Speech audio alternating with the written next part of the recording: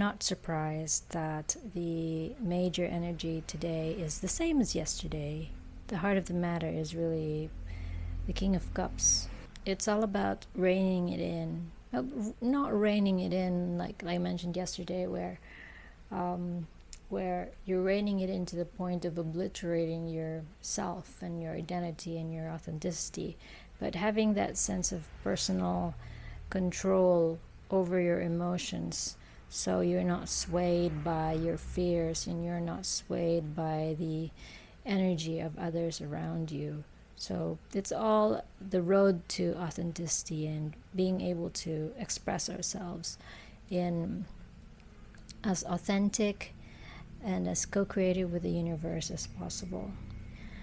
The second card I drew was the Seven of Cups, and this is very much the Venus in Scorpio energy. So traditionally the Seven of Cups is being overwhelmed with choices. As you see, there are 7 cups that Aladdin can choose from. This is the Divine Tarot deck. Other than that, the other explanation, the other signification for 7 of Cups is this could be having been ravenous and now you need a detox from eating too much, from having too many choices. You need a new point of view.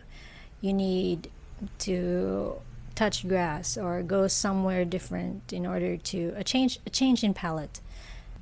So I asked for clarification, and the spirits came up with Queen of Cups, water over water.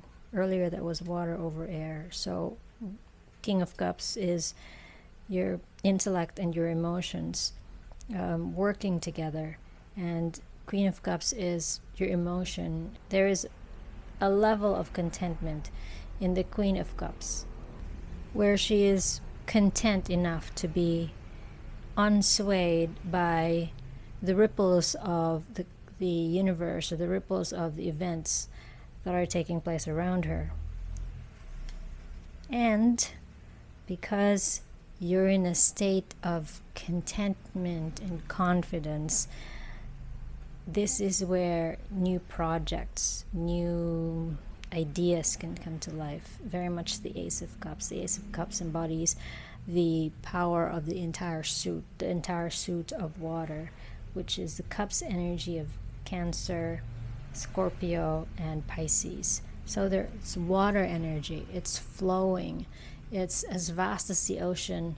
It's as vast as the ocean and as deep as the ocean, which means it's practically a wet, watery galaxy to explore.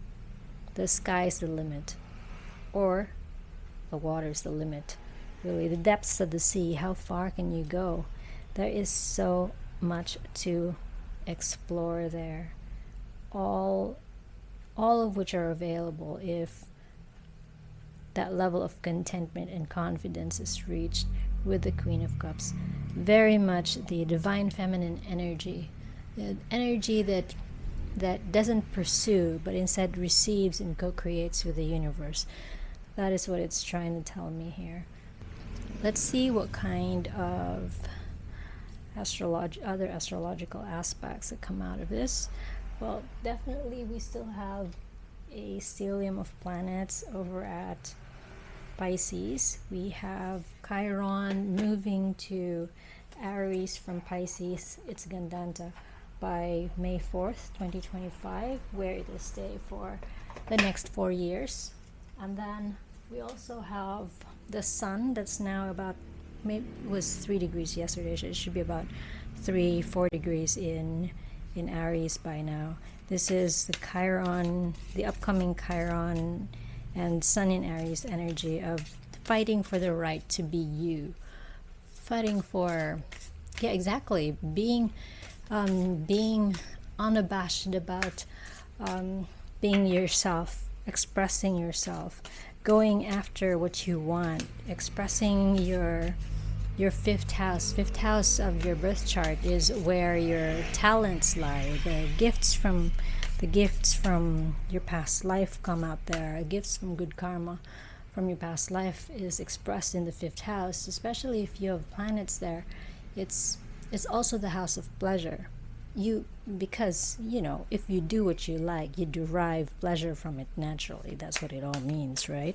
So we're going to have a look at some supportive energies here with the Starcode Astro deck. And obviously I am not surprised, the conjunction of Pluto and rebirth. Conjunction, so many conjunctions going on right now because we have Pisces stellium. It was Mercury and Neptune conjunct at exactly 6 degrees yesterday in Pisces in Sidereal astrology. And it's not just that, this is being conjunct Mercury Neptune is about being able to dream or tapping into your dreams or dreaming big, enlarging your vision board. But more so than just those two planets, it is still conjunct Venus and still in a 10-degree orb with Saturn. So even if you say, okay, I'm going to expand my dreams and see reach the borders of what where my imagination can take me, Saturn being there still means that even if your imagination is as boundless as the ocean and the galaxy and as deep as those aspects are, you need to be able to pull it down from the ether, from the Akash, and bring it to life in the 3D. Yep. Which means a symbiosis. I just flipped the deck over and I'm looking at this card and it's exactly what I meant to say. Symbiosis. The symbiosis is making two different organisms work together, right? So what is that? This could be signifying finding the right collaborations, ones that will feed you and you feed them in turn. The give and take is equal.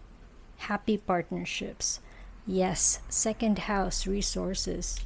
This is what's gonna, resources, whether material or immaterial, non-tangible resources, are part of what makes things happen. Saturn in Pisces. How do you make things happen? How do you make tangible something that is like clouds? Or if it's an idea in your mind, how do you make it in physical form? The simplest explanation of Saturn in Pisces. And what you need? The right collaborations, the right resources,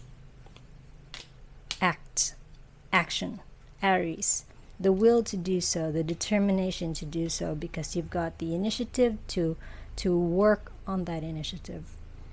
And of course, you cultivate and you nurture in order to reach your vision and your North Node, your Dharma. What else is there to say? Everything came out already. And that's it. That's me reading the room, the energies for this point in time on the 18th of April 2025. Over and out.